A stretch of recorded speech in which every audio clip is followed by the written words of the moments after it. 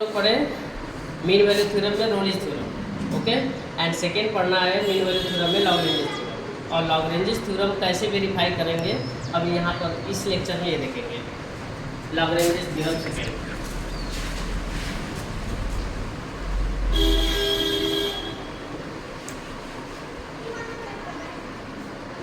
लॉगरेंजिस theorem, ठीक है। तो लॉगरेंजिस थ्योरम में क्या करेंगे कि यदि कोई हमारे पास फंक्शन है let y equal to F X, कोई भी फंक्शन तुम्हारे पास यदि है, यहाँ पर कोई ग्राफ ड्रा कर लो, x एक्सिस y एक्सिस, ये कोई ग्राफ है।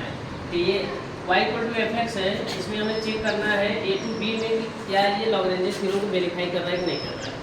तो x इक्वल टू a पर and x equal to b, तो यहाँ पर x इक्वल टू a जब सब्स्टिट्यूट करेंगे तो ये हो जाएगा एफ ऑफ ए, और x इक्वल टू बी जब पुट करेंगे इसमें तो ये हो जाएगा एफ ऑफ बी।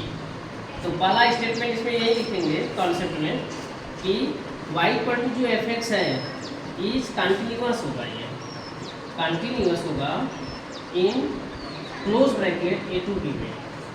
सेकेंड क्या होगा, y इक्वल टू जो एफ एक्स है इज डिफरेंशिएबल होगा, differentiable in open bracket, in open bracket a to b. ये दोनों स्टेटमेंट जो है जो रोलिस थ्योरम में लिख रहे थे प्रूव करने के लिए, इसमें भी वही होगा, ये प्रूफ भी हो जाएगा। कोई भी फंक्शन दिया रहेगा, पॉलिनोमियल का दिया रहेगा, और किसी भी रियल नंबर पर चेक करेंगे तो कंटिन्यूअस भी आता है, डिफरेंशिएबिलिटी भी चेक हो जाती है, ठीक है। एंड थर्ड वाले में यहाँ कंडीशन चेंज हो जाएगा। अब यहाँ पर जो हम x की वैल्यू जब इसमें सब्स्टिट्यूट करेंगे a, ये मिनिमम वैल्यू ये मैक्सिमम वैल्यू ना, तो x इक्वल टू a जब पुट करेंगे तो एफ ऑफ ए, और x की वैल्यू जब b पुट करेंगे तो एफ ऑफ b, ये दोनों के दोनों वैल्यू इक्वल नहीं होंगे। अगर इक्वल हो गया तो हम मीन वैल्यू रोलिस थ्योरम में चले जाएंगे, अगर इक्वल नहीं होगा तो किस में आ जाएंगे, लॉगरेंजिस में आ जाएंगे। अगर इक्वल हो जाता है तो रोलिस थ्योरम में क्या हम लगाते हैं, एफ प्लस सी बराबर जीरो, एफ प्लस सी बराबर क्या लगा देते हैं, जीरो। और अगर इक्वल नहीं होगा तो लॉगरेंजिस थ्योरम में आएंगे, और लॉगरेंजिस थ्योरम में जो फार्मूला बन जाएगा एफ डैश सी बराबर f of b minus f of a upon में बी माइनस ए। देखो यही एफ डैश सी बराबर जीरो कब आता था, जब ये दोनों इक्वल हो जाएगा, तो ये दोनों इक्वल हो गया, जब इक्वल हो गया तो कैंसिल आउट करके जीरो हो जाएगा, जीरो अपन समथिंग इक्वल टू क्या हो जाएगा, जीरो। तो ये इक्वल नहीं हुआ था, इसलिए लॉगरेंजिस थ्योरम में मांगे।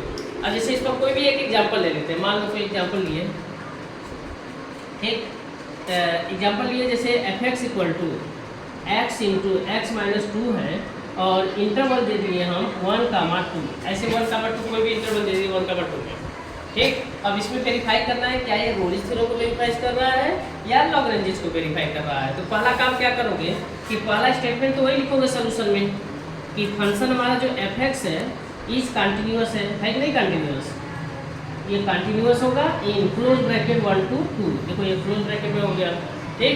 एंड सेकेंड, जब सेकेंड स्टेटमेंट लिखेंगे तो F x is differentiable, differentiable in open bracket 1,2, ये दोनों देखो हो गया। अब थर्ड वाला जो हम लिखेंगे, थर्ड वाला, तो थर्ड वाले में क्या करेंगे कि एफ एक्स जो डाटा हमारा दिया है x बराबर 1 पुट करेंगे, तो x की वैल्यू जब 1 पुट करोगे तो एफ ऑफ x बराबर तुम्हारा दिया है डाटा x माइनस 2, और x बराबर 1 पुट करो तो एफ ऑफ 1 बराबर 1 इंटू 1 माइनस 2 बराबर माइनस 1 आया।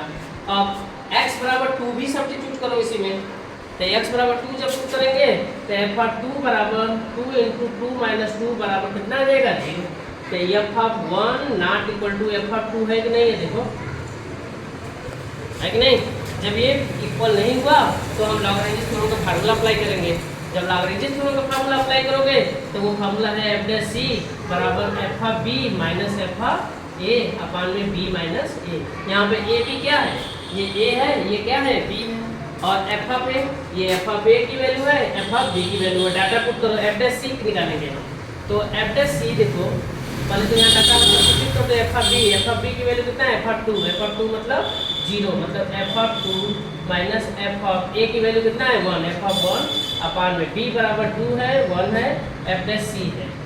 तो यहाँ से देखोगे एफ डैश सी की जो वैल्यू आएगा, एफ ऑफ 2 की वैल्यू कितना है, 0 है, and minus f of a की वैल्यू कितना है, -1 तो +1 अपान -1 बराबर है, देखो -1 आ गया। एफ डैश सी की वैल्यू कितना आ गया, -1। तो अब यहाँ पर ऊपर देखो जो एफ डैश सी की वैल्यू जो -1 आया है, ये इक्वेशन एज्यूम कर लो। और ये जो फंक्शन दिया है एफ एक्स बराबर क्या दिया है, x इंटू एक्स माइनस 2, इसको अंदर मल्टीप्लाई कर लो तो ये एक्स स्क्वायर माइनस कितना हो जाएगा 2x। इसको एक बार डिफ्रेंशिएशन कर लो तो ये हो गया 2x माइनस 2, होगा कि नहीं होगा।